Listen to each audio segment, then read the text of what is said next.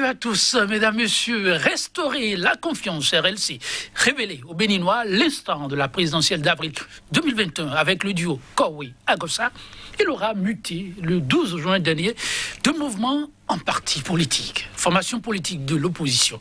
Le congrès constitutif l'ayant porté sur les fonds baptismaux, mesdames, messieurs, aura plébiscité à l'issue de ses travaux Irénée Agossa, président du bureau exécutif national avec 22 autres membres et 12 coordonnateurs départementaux. En tout, 35 membres.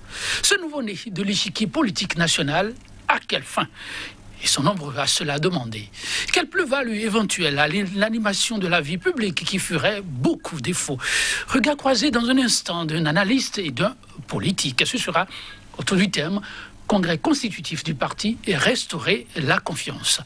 Un parti politique.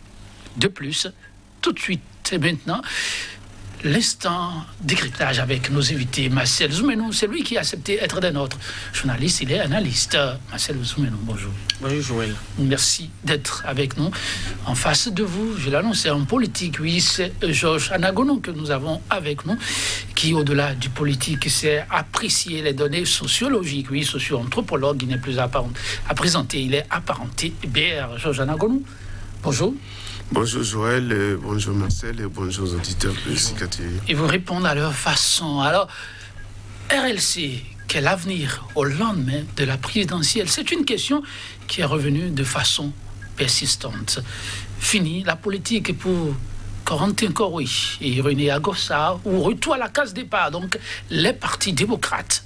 En tout cas, depuis le 12, mesdames, messieurs, le peuple béninois semble être situé. Je me retourne d'abord vers le politique, monsieur Shoshana Gonou. Comment avez-vous apprécié la nouvelle et suivi un peu le déroulé de cette cérémonie? Congrès constitutif RLC, c'est ça. On pourrait se demander qu'est-ce qui manquait et qu'est-ce que ce parti est venu apporter à l'échéance, au paysage politique béninois. Non, moi, la création des partis comme ça est venue m'annoncer le fait que si nous ne faisons pas attention, nous allons retomber dans quoi nous étions lorsque on est parti pour la réforme partisane. Il ne faut pas que le système, la manière dont les gens créent les partis aujourd'hui, rappelez-vous, juste au lendemain de la réforme partisane, un jour, on nous a annoncé près de 8 partis politiques qui ont eu leur récépissé. On n'entendait pas parler d'eux. On ne sait pas d'où ils sont sortis. Et ils sont venus brusquement comme ça. Et juste, ils ont disparu juste après le récépissé. On les a plus jamais entendus. On n'a plus jamais entendu parler d'eux. Et donc, nous nous étions dit, c'était épiphénomène, la naissance de ces 8 partis politiques-là, et relancer, restaurer la confiance, c'est ça, c'est le parti-là. Et puis on dit que... Mais excuse-moi, chaque fois vous prononcez le diminutif et vous demandez si c'est ça. Ouais, parce que, vous savez, il y a vraiment du chemin à faire. Il y a du chemin à faire. Pour un parti qui vient de naître comme ça, pour s'implanter parti politique, il faut distinguer les choses. Hein. Faire le congrès ne signifie pas avoir le récépissé. Il reste encore de chemin pour avoir le récépissé. Et vous êtes réellement parti politique lorsque vous allez recevoir le récépissé. Et ce que je disais, je retourne à mon analyse, vous dis que ces partis qui ont reçu leur récépissé, gens dans l'anonymat comme ça, est-ce que nous allons dire que ces partis-là font honneur à la réforme et partisane que nous avons lancé? Non, je pense que non. Je pense que non, parce que la réforme partisane vous donne des obligations aux partis qui sont nés pour animer la vie politique. Mais si on ne vous connaît que le jour où vous avez reçu votre récépissé, vous n'avez même pas fait de congrès, comment vous avez rassemblé les dossiers, on ne sait pas. Ça pose problème. De toute façon, la suite nous le montrera. Moi, j'avais dit sur des plateaux que pour les 3 duos qui allaient aux élections passées, s'il y a un duo qui reçoit moins de 5%, que moi j'aurais amené la règle qu'on applique pour les candidats au bac, c'est-à-dire ajourner. Si vous avez moins de 5%, on peut vous ajourner pour les élections qui vont suivre. C'était votre souhait. C'était mon souhait pour que ne puisse plus y aller. Cela nous permet d'avoir de véritables partis politiques. Et vous parlez des démocrates. Regardez. Ça, une fois encore, c'est votre avis et nulle part ce n'est mentionné ici. Non, moi c'est mon avis, c'est mon souhait. C'est-à-dire si nous voulons réellement avoir le courage d'aller à la réforme dont nous appelons, nous pouvons aller instaurer des règles comme ça qui permettent de clarifier vraiment le paysage politique. Parce que il y a un parti qui est né, et moi j'ai dit ici sur votre plateau pour dire aux gens que c'est comme attendu. C'est comme attendu. C'était les démocrates. Leur naissance était attendue. Et les gens, ils appelaient. On dit, pourquoi on ne leur donne pas leur récépissé? Voyez-vous, donc, c'était attendu, un parti comme ça. C'est vrai qu'il y a eu des soubresauts au niveau des élections et tout, mais moi, je n'ai pas perdu espoir pour les démocrates. C'est un parti politique qui existe réellement. Mais si restaurer la confiance est né pour capitaliser l'expérience des élections, pour moi, c'est que c'est raté. Parce que restaurer la confiance n'a eu que 2%. Pour les élections passées. Est-ce que c'est sur les 2% là qu'on comptabilise et ça permet de créer un parti politique lorsqu'on a 2%? Cela veut dire qu'il ne suffit pas de remplir une salle. Voilà justement le problème. On ne veut plus ça. C'est pourquoi on a fait la réforme politique. La réforme partisane, c'est pour ne plus assister à des petits partis, des partis de soutien. Non, c'est pour avoir de véritables partis. Et donc, moi, je me pose la question.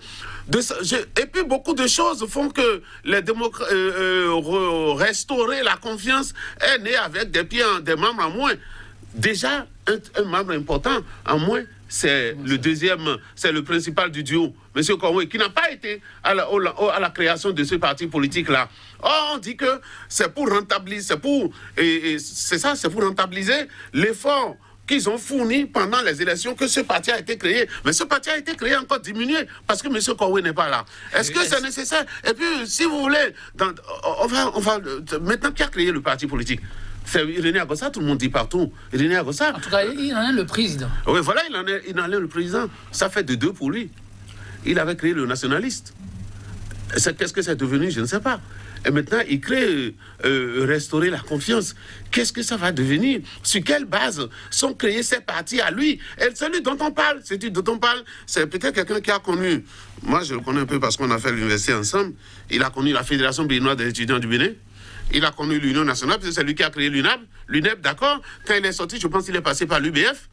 L'UBF sous le président Kérékou. Après, il a fait l'expérience de l'Union fait la nation. Il est sorti pour aller créer nationaliste. Après, nationaliste est décidé pour aller vers les démocrates. FCBE, après, pardon? FCBE, merci Marcel. FCBE, après, c'est les démocrates. Après, c'est dissidence avec les démocrates. Quelques temps après, quelques jours, c'est-à-dire, donc juste un passage, c'est comme vous allez dans un autre pays, vous faites transition, transiter par les démocrates. Aujourd'hui, pour aboutir à restaurer la confiance, moi, je pense que je suis désolé pour lui, c'est un ami, mais pourquoi c'est toujours à lui que ça arrive? Je ne sais pas. Qu'est-ce qui lui arrive? Pourquoi il doit toujours quitter quelque part pour aller à quelque part à chaque fois et ça ne dure pas? En tout cas, donc, le socio-anthropologue nous dira, lorsque vous ne vous sentez pas en confiance quelque part, est-ce qu'il ne faut pas aller ailleurs? On reviendra sur la question, oui. Marcel Zoumenou, le socio-anthropologue, est allé un peu... en tout cas, vous avez suivi son développement. Mais alors, la grande question que beaucoup se posent, est-ce que ce n'est pas de l'anticipation et de la réflexion que de vouloir capitaliser les acquis d'un scrutin où c'était pas gagné d'avance, RLC, candidat ou accompagnant, portant des candidatures pour une présidentielle dont on sert un peu le déroulé? Ça sourit. J'ai pas envie de faire marrer les téléspectateurs. En fait, Non, c'est mieux que de les faire pleurer. J'ai tellement dit des choses ici et au fil du temps, et tout ce que j'ai dit se réalise que... Comment ça? J'ai bien envie, oui. Qu'est-ce que vous avez dit? C'est un peu comme de la prophétie, en fait. On ne se rappelle pas que vous ayez prophétisé que Irénée Agossa, deuxième vice-président, deviendra après président d'un parti politique. Je parle du cadre global et je reprends M. Anangonou parce que dans son intervention a insisté sur le fait que si ces gens du parti d'aventuriers reviennent, et il n'y a pas que Agossa. Si vous regardez la quinzaine de partis qui est enregistrée, vous en trouvez une demi-douzaine, un peu plus, qui sont des partis d'aventuriers. En tout cas, des gens que moi, qui suis journaliste politique depuis une quinzaine d'années, je n'ai jamais entendu jusqu'au moment où le parti a été enregistré. Et ce n'est pas le cas de M. Irénée Agossa. Oui, bon, son cas, c'est un cas spécifique, je reviendrai sur ça tout à l'heure. Et donc, si les réformes actuelles permettent à de tels aventuriers de continuer à exercer leurs aventures, c'est qu'il y a des problèmes au niveau de la réforme. Et c'est ce que j'ai passé tout le temps à vous dire ici. Parce que quand vous voulez faire des réformes, parce que j'ai écouté le chef d'État et je voudrais, parce que quand le jour il parlait, j'étais un peu content parce qu'il a dit l'objectif c'est de nous amener à 3, 4, 5 au plus de partis. Nous sommes à une quinzaine. Sans oublier que des partis que je trouvais plus sérieux que les partis d'aventuriers comme l'USL n'ont pas pu avoir leur récépissé. Sans oublier qu'il y a d'autres personnes qui viennent et qui se préparent pour créer des partis. Et donc peut-être d'ici 4 ans, qu'il y en a qui viennent encore. C'est évident. C'est évident qu'il y en aura d'autres. Ça veut dire que d'ici 4 ans, 5 ans, on peut être à une cinquantaine, à une soixantaine. Et peut-être d'ici 10 ans, on serait encore à 200 comme on l'était avant. Et donc, dans les dispositions légales, les garde-fous qu'on devrait mettre pour empêcher cette prolifération de partis n'a pas été mis. Je vous l'ai dit ici, j'ai dit. Et je prends un exemple. J'ai dit, mais si vous voulez limiter, mettez au moins une disposition qui dit, mais avant que nous n'enregistrons un parti, il faut que le parti là se base sur une ligne idéologique claire. Et nous savons qu'aujourd'hui, dans le monde, il n'y a que la droite, la gauche. Si vous mêlez l'un dans l'autre, vous en trouvez au plus 4 ou 5. On peut vous parler d'extrême droite, du centre gauche. Vous en trouvez 4 ou 5. Mais dans les dispositions légales qu'on a constituées, on a dit que l'idéologie, c'est facultatif. Et donc, si à partir du moment où ça ouvre, cette disposition ouvre la porte à tout, vous aurez tous les aventuriers qui vont venir. Et certains vont se préparer à venir.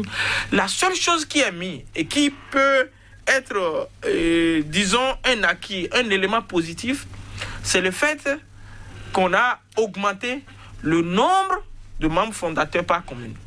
Aujourd'hui, les tests disent qu'il faut 15 par commune fois les 77 communes, donc il te faut trouver 1155, je crois, membres fondateurs avant de créer un parti, contre ce qui était avant. Mais pour trouver ça, les gens peuvent utiliser toutes les subterfuges possibles pour trouver des membres fondateurs et se faire enregistrer. La preuve, comme je vous le dis, il y a des gens que peut-être qui ne sont pas plus populaires que toi, qui ne sont pas plus populaires que M. Anangonou, et qui ont réussi quand même à faire enregistrer leur parti. Et donc, ça m'amène à revenir à cette préoccupation qui était une préoccupation que j'ai toujours dit ici, c'est que au niveau des dispositions légales de cette réforme, il faut revoir et corser en mettant d'autres dispositions qui ne permettent pas la prolifération qu'on observe aujourd'hui. Sinon, on parlait tout le temps de ces gens de petits micro-partis qui viennent, alors que on a toujours dit il faut que les gens se rassemblent, il faut des partis qui ont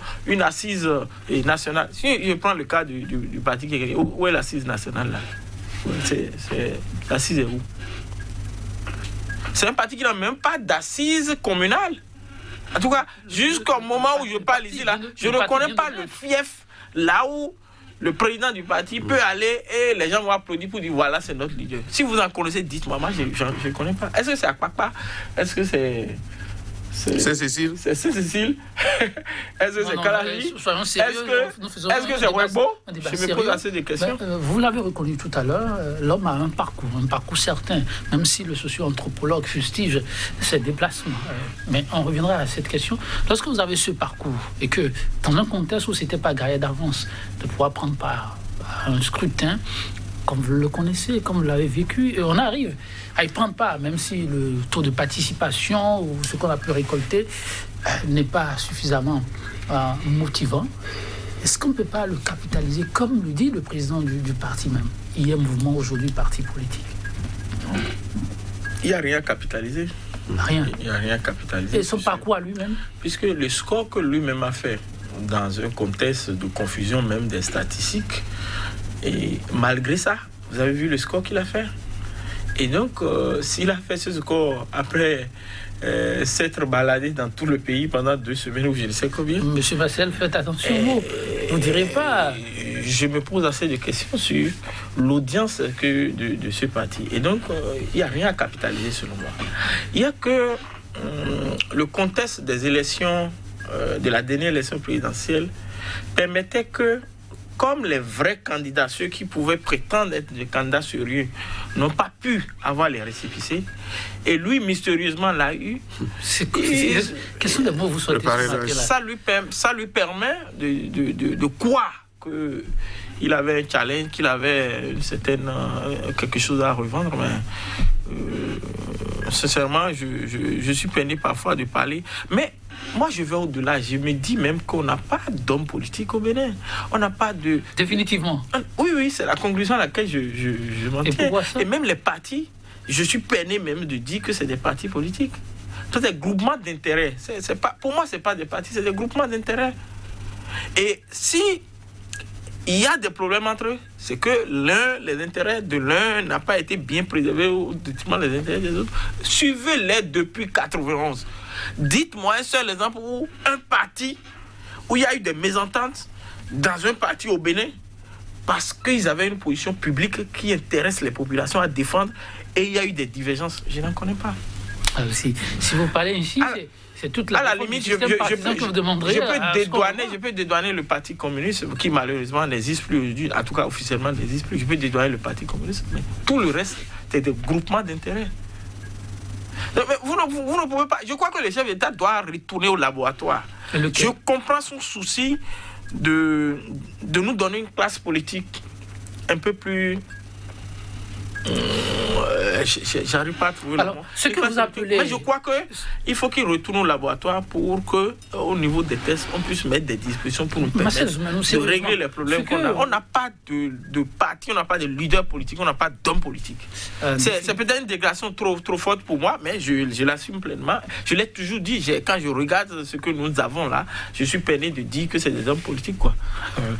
On va y revenir avec le socio-anthropologue, mais dites, ce que vous qualifiez aujourd'hui de micro-parti, vous ne concédez pas à ceux qui disent qu'il s'agit là des prémices du renouvellement de la classe politique béninoise? Non, mais on ne peut pas parler de renouvellement puisque c'est les mêmes qui reviennent recyclés sous une autre forme. Le monsieur Anangono a dit que le personnage avait déjà créé un parti par le passé, le nationaliste. Oui, il a créé le nationaliste. Mais avant de créer le nationaliste, il avait fait un parcours de micmac pas possible. Moi, je peux reprendre ce que monsieur Anangono a dit. Il a d'abord fait UBF. Il a fait l'UPR avec les Salés. Et c'est en sortant de l'UPF, après qu'il a fait chose, il a créé le nationaliste. Le nationaliste qu'il a fondu dans l'Union fait la nation. Et après, il revient encore pour ressusciter le même parti. Et après, et autre chose, et ainsi de suite. Et en même temps, il est allé au FCB. Et tout récemment, on l'a vu le parti les démocrates. Et puis des démocrates, il est sorti pour nous redonner de... espoir ou... Non, redonner espoir. Confiance, pour nous redonner de la confiance. Alors, mais ce parcours n'est pas singulier. Si je dis c'est seulement le parcours de M. Irénée Agossa qui est tel, mais je mentirais. Quand vous regardez, vous prenez 10 hommes politiques, vous en trouverez, au Bénin, vous en trouvez 8 qui ont ce parcours. Il y a un problème, c'est pourquoi il dit qu'on a un problème. On a un problème de conviction des gens qui s'engagent dans l'action publique. On a un problème de dignité. Et c'est ça que je ne vois pas. Si vous prenez 10, vous en trouvez 8 qui sont comme lui. Monsieur ça pose un problème. RLC qui nous réunit, mais Marcel Zoumanou va bien loin. La main sur le cœur, en regardant les téléspectateurs. Y a-t-il d'acteurs politiques au Bénin et de partis politiques?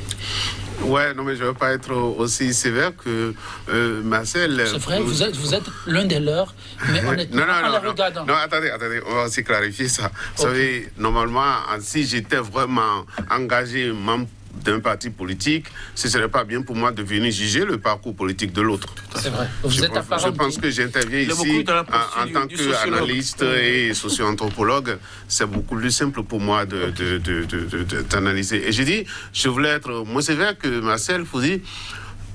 Il y en a des hommes politiques au Bénin. Il y a eu des leaders. Vous prenez les gens comme Thévo Idré, ils ont été des leaders. Ils ont été des leaders.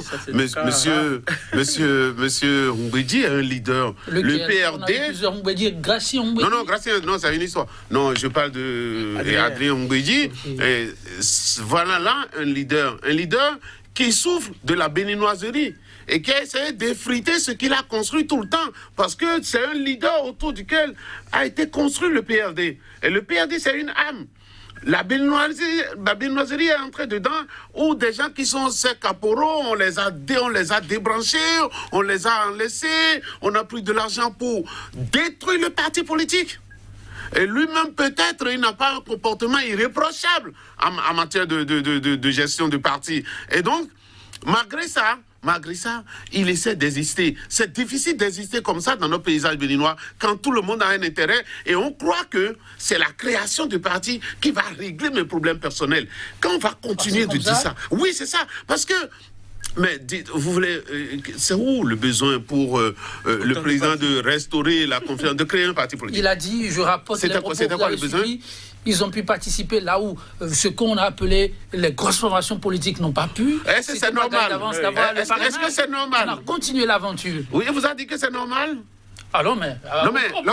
notre réforme politique, notre réforme partisan voulait que ça soit les grosses formations politiques. Ah, monsieur Anagonou, franchement, ne faites pas économie de vérité. Là aussi, il a répondu. Il y a le parti nationaliste, micro-parti, oui.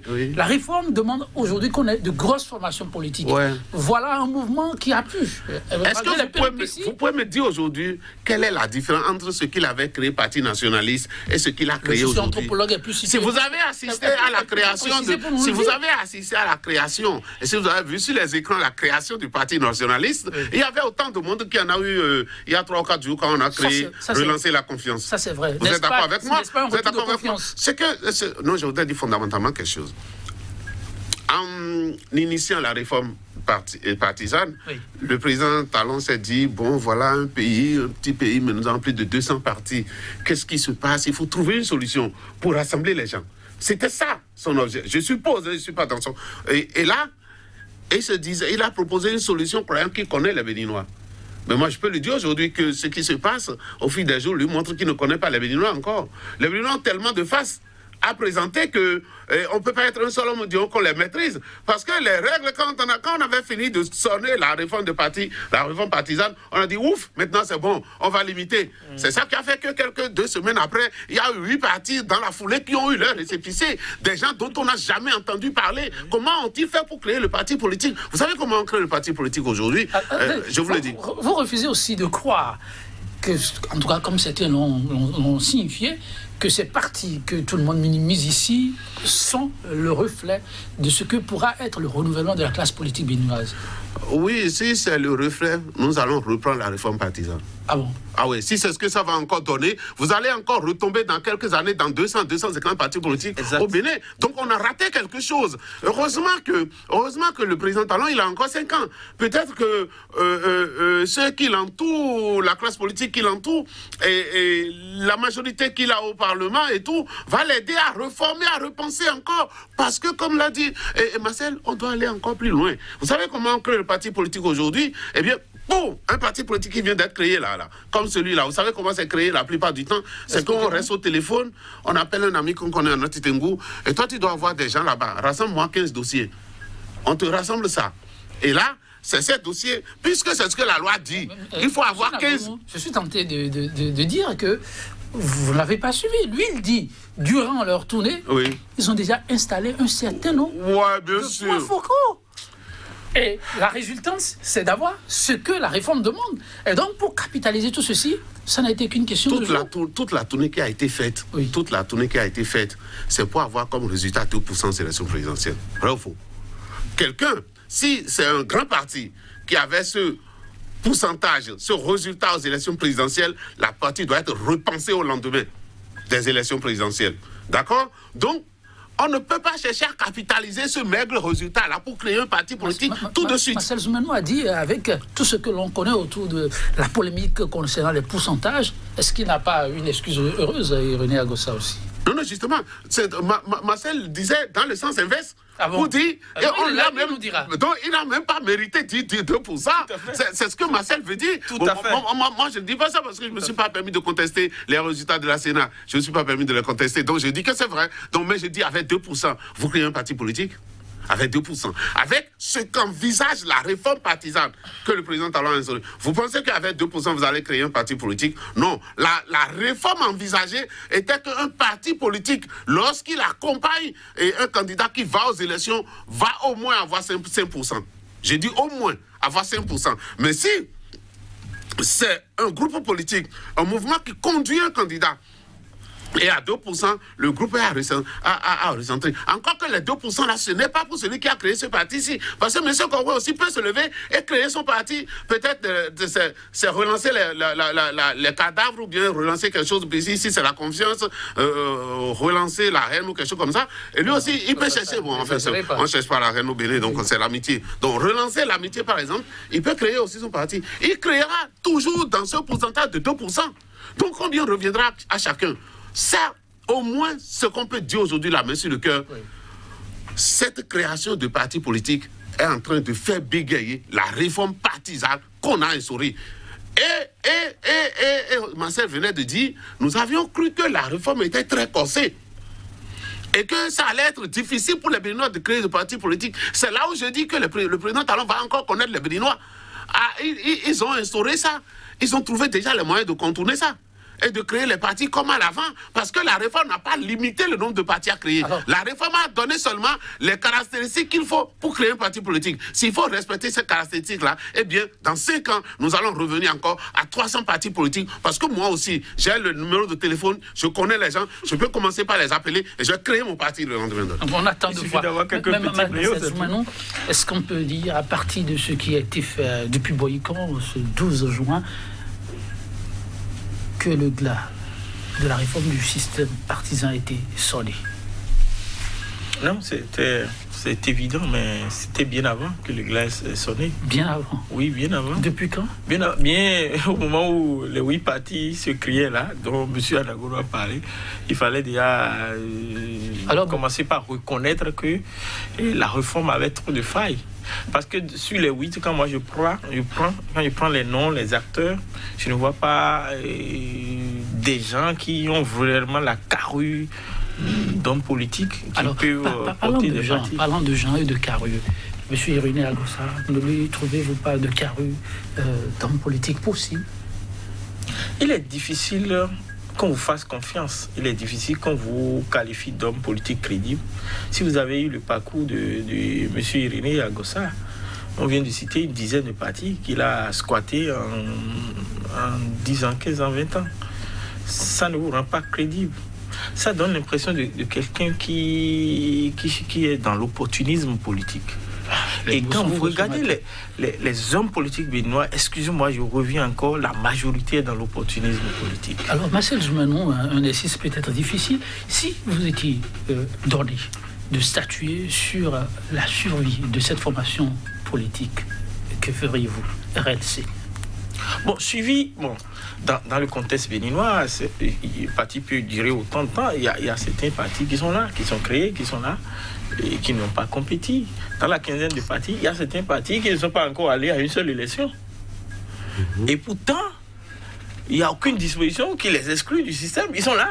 Dormants, c'est des partis dormants. Donc, si c'est dans un contexte pareil, ils peuvent ne rien foutre, aller aux élections, être toujours le dernier, et être toujours un parti existant. Donc, le problème de suivi ne se pose pas. Mais le problème qui se pose, c'est le problème de la capacité du parti à aller à des élections et remporter des victoires, avoir des conseillers communaux, avoir des députés et peut-être gagner la présidentielle. Mais à ce niveau-là, je doute fort que le parti... n'est pas très loin.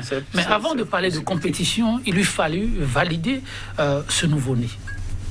Comment entrevoyez-vous cette validation dans le contexte béninois actuel? La réponse a été donnée par M. Anangono. Je vous écoute. Alors, il lui suffit simplement, s'il a des contacts, d'appeler, d'avoir de l'argent. Puis je dis, je sais pas, et puis bon, moi je donne, voilà, et chaque membre fondateur présente telle pièce. Moi j'envoie de l'argent pour que vous puissiez me faire les dossiers. Et il aura les 100 000, 115 dossiers rapidement, s'il sort l'argent. Donc bien possible que cette formation soit officiellement enregistrée. Oui. Absolument, il n'y a rien à faire. Alors, si c'est le cas, on peut se projeter dans 2023 avec cette formation politique. Comment le voyez-vous dans le contexte béninois actuel? Oui, non, en fait, moi, je me posais une autre question.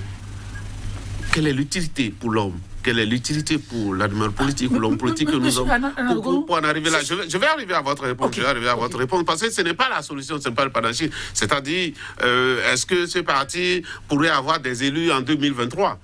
moi, je suis loin de penser de vous donner la réponse positive. Très, très, très positive. Très positive. Oui, mais peut-être que ce n'est pas ça réellement l'objectif qui pousse les gens à créer de partis de ce genre-là. Parce que, monsieur Agossa Irénée, dont vous parlez, ce n'est pas n'importe qui non plus dans la République. C'est-à-dire que ce parcours qu'il a, que peut-être on peut parler de parcours politique chaotique, non, mais ça lui a marché. Ça lui a marché, pourquoi ? Et c'est en étant membre de l'UBF ou tout ce que vous voulez, tout ce qu'il a fait, lui a permis de se retrouver à la HAC, désigné par le gouvernement. D'accord? Pour être à la HAC, à la sortie de la HAC, il a encore créé l'Union nationale partout où il est passé, mais ça lui a permis d'être nommé directeur général de la SONACOP. D'accord? Nous sortons de là et réforme partisane arrivée, il s'est retrouvé président, candidat à la présidentielle d'un duo. Alors que il y avait des gens qu'on pensait naturellement et que peut-être les peuples espéraient pouvoir et obtenu le parrainage. Ils n'ont pas obtenu. Lui, il a obtenu. C'est peut-être pas ce jour de clou. Je ne sais pas. Je ne sais vraiment pas. Mais je dis, il a obtenu carrément. Et je dis, aujourd'hui, par rapport aux 2%, je dis quel gâchis. Parce que les parrainages étaient très chers. Très chers. Et que d'autres ont voulu tout faire pour les avoir. Pour avoir un bon résultat aux élections présidentielles. Ne l'ont pas eu. Mais donc, nous pouvons dire qu'il y a d'autres mobiles. Il y a d'autres mobiles que le bien-être de la nation qui pouvait créer, qui pouvait amener ces idéologies, amener à créer de partis politiques, et puis avoir d'autres motifs mobiles. Et c'est comme je le disais, ces mobiles-là, eh bien, regardez le parcours de M. Agossa et vous allez tout avoir dedans. Alors, pensons un peu nation pour voir si c'est aussi possible. Je ne reviens pas vers vous tout de suite. Je reste avec vous, pensons nation. Alors, 2023 n'est pas si loin. On n'a pas donné trop cher la peau des FCBE avec Paul Moukwaya. Le voilà aujourd'hui chef de file de l'opposition. Qu'est-ce qui n'est pas possible avec Irénée Agossa pour les législatives prochaines? Je ne sais pas bien. Qu'est-ce qui n'est pas possible avec RLC? Parce que là, vous parlez de micro-partis. Alors, RLC à l'Assemblée, impossible? Non, c'est évident que je ferai mes analyses en tenant compte des éléments actuels. Mais nous restons avec les éléments actuels. L'élection, c'est dans 2 ans, je crois. Et c'est loin, vous voulez dire? Oui, c'est loin pour qu'il puisse avoir des situations qui puissent changer les choses, soit en sa faveur, soit en sa défaveur. Okay. Et donc, on va prendre les deux bouts. Allons-y. Donc, si peut-être il peut nous contredire, il peut se mettre au travail, il peut travailler à faire de ce micro-parti un vrai parti. Et peut-être arriver à échapper aux critères des 10%, non? Des 10% et avoir des sièges. Voilà, donc tout est possible. Mais là, je crois que il va falloir qu'il travaille beaucoup plus sérieusement. Sinon, je crois. C'est pas votre manière, mais si pour répondre à cette question. Je crois que je ne donne pas un bon avenir. Je ne présage pas que ce parti pourrait faire grand-chose dans les années à venir. Ok. Oui, né de cette manière-là, avec le système partisan actuel qui refuse les regroupements qu'on avait quand on avait 200, 300 partis. Il y avait le système qui était permis qu'on n'avait que peut-être 11 listes aux élections législatives. C'est ce qui nous arrivait. Parce que les gens pouvaient faire des regroupements. Mais le système dans lequel nous sommes aujourd'hui ne permet plus ce genre de regroupement-là. Cela veut dire que quoi? Que le RLC serait appelé à aller tout seul aux élections législatives pour avoir les 10%. Oui. Oh là là. Mais attendez, UDBN, vous voyez, depuis quand UDBN existe? UDBN n'a pas pu obtenir 10% aux élections communales passées. Le PRD n'a pas pu obtenir 10% aux élections communales passées. C'est ça qui a amené un député de la majorité présidentielle à dire ces partis-là aussi devront se réunir pour créer un autre pôle. Non, c'est pour dire si vous amenez, pour aujourd'hui, je voudrais vraiment parier, je peux perdre, j'aime bien perdre comme ça, d'ailleurs ça m'apprend, je peux parier pour dire que tel que né aujourd'hui, RLC, dans 2 ans, non, ce parti-là ne pourrait pas encore être prêt pour avoir 10%. Monsieur Anangonou, FCBE n'est pas plus vieille que PRD. FCBE est parvenu à avoir les 10%. Non, justement. Ce qu'on avait fait, vous savez, au moment où on a formé la réforme pour partisane, le seul parti qui était vraiment prêt à affronter ça, c'était FCBE. FCBE originel. Oui, mais ça a continué. D'accord. Ce FCBE-là était le premier parti du Bénin. d'accord, à venir avoir le résultat que le FCBE dérivé a eu la dernière fois là, c'est regresser. C'est regresser. Donc, FCBE était arrivé à un niveau où, si on adoptait la réforme partisane tout de suite, le seul parti capable de présenter des candidats partout et d'avoir... C'était ce parti-là, FCBE. C'était FCBE-là. D'accord? Ce FCBE-là, alors, il est plus grand. Il était plus grand que le PRD pris seul. Il est encore 1000 fois plus puissant que RLC pris aujourd'hui. Voyez-vous, donc c'était logique que le FCBE dont on parle, c'était logique que le FCBE dont on va pu avoir les résultats dont vous parlez là. Si encore le résultat aurait été encore plus retentissant, si le président d'honneur n'avait pas dit non, je ne suis pas d'accord avec la procédure et je mets ma main dedans, nous étions tous convaincus que ce FCBE là aurait encore eu beaucoup plus de résultats que ce qu'on a eu aujourd'hui et pouvait même avoir 20%, 30% sur le plan national s'il n'y avait pas eu de mésentente entre les gens du FCBE. Voyez-vous, nous ne disons pas la même chose parce que FCBE ne s'est pas tellement limité à un département. Ce qui est un peu le cas au niveau du PRD, qui peut être limité à au plus de départements. Et quand on prend l'électorat dans ce niveau-là, ça ne fait pas 10% national. Vous voyez ce que je veux dire? Donc, FCBE, c'était normal, c'était un plus grand parti. Merci, et sans les débats. Quel avenir possible pour RLC? On y reviendra, ça pourrait être un autre thème, pourquoi pas. Mais en attendant, l'homme n'a pas porté seulement sur les fonds baptismaux RLC. Il y a un discours.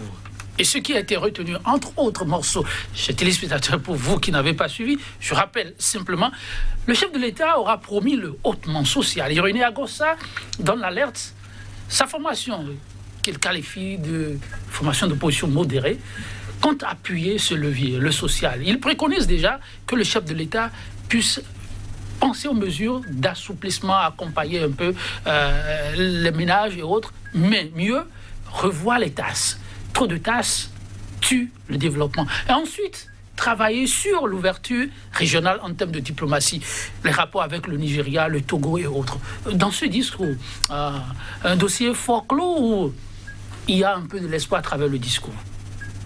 Non, il veut être honnête, c'est un discours qui donne un peu de l'espoir. Mais c'est porté par un personnage qui pose problème. C'est un discours parce qu'aujourd'hui, le problème des Béninois, la majorité des Béninois, c'est le problème de cherté des denrées de première nécessité.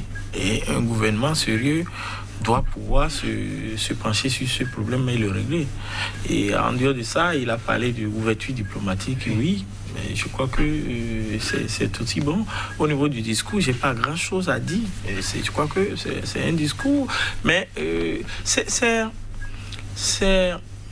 le fait que j'ai l'impression qu'on triche avec nous-mêmes. J'ai l'impression il manque de sincérité dans tout ce qui se fait aujourd'hui. Et que même quand les gens font semblant de faire de l'opposition, c'est pas toujours sincère. Et que ceux qui doivent tenir ces discours sont empêchés de les tenir. Et donc, c'est ceux à qui on demande de le faire qui le font. C'est le regret, c'est l'impression que j'ai. Sinon, le discours pris lui tout seul, je pense que c'est un discours qui est appréciable. Alors, Massès, je voulais vous dire que le président du parti RLC, puisqu'il faut l'appeler demain ici, est en mission commandée. Vous dites ceux à qui on demande de tenir ces discours qui le tiennent, ceux qui doivent le faire sont empêchés. Non, je ne le dis pas forcément, mais lui-même, il se trahit en disant qu'il est de l'opposition modérée. J'ai toujours été contre ces genres de concepts, opposition constructive, opposition modérée, tout ça. Quand vous commencez par entendre ces choses, ça veut dire que vous êtes dans un régime qui est en train de se dissoudre. Opposition, c'est opposition. Un opposant, il critique d'abord. Et critiquer pour moi, en tout cas, si moi j'étais dans la posture des gouvernants, critiquer pour moi, c'est ceux-là qui me rendent service le premier. Parce que quand on vous critique, on vous réveille votre attention sur certaines choses que vous-même, vous ne voyez pas. Donc un opposant, il critique d'abord. Ceux qui passent le temps vous disent non, ils n'ont qu'à faire des propositions, ils n'ont rien compris. Vous critiquez d'abord, et après vous faites des propositions. Et encore que, un opposant, personne ne lui ferait le grief de ne pas avoir fait des propositions. Puisque les propositions qu'il a, lui, c'est les propositions qu'il a à vendre pour prendre le pouvoir, et peut-être c'est les choses qu'il aura à faire quand il sera au pouvoir. Et donc, s'il est vendant eux tous, qu'est-ce qu'il va utiliser comme élément pour faire ça? Donc, qu'on ne peut pas dire que empêcher l'opposition de critiquer. L'opposition doit critiquer, et la vraie opposition critique partout ailleurs. Regardez les vrais opposants dans les pays des démocraties sérieuses, ils critiquent toujours. Toujours. On y revient. Et donc, on ne peut pas refuser ça. Le pouvoir travaille. Et l'opposition critique. Merci beaucoup. Oui, M. Anagono. Être opposant... par rapport au discours, d'abord. Le discours du président du RLC. Ouais. À la fin du discours, moi, j'étais découragé. Ah, comment? Alors, je me suis dit, l'intro, c'est que nous sommes partis d'opposition. Oui. Et à la fin, c'est que nous avons des propositions à faire. Il faudrait que le président les prenne en compte. Oui. Et si le président le prend en compte et utilise vos propositions, en quoi vous êtes opposant alors? Vous n'êtes plus opposant. Et je me suis dit, donc, opposant au début et partisan à la fin. Moi, ça me pose problème. Alors que lorsqu'on est de parti de l'opposition, c'est qu'on a des solutions alternatives.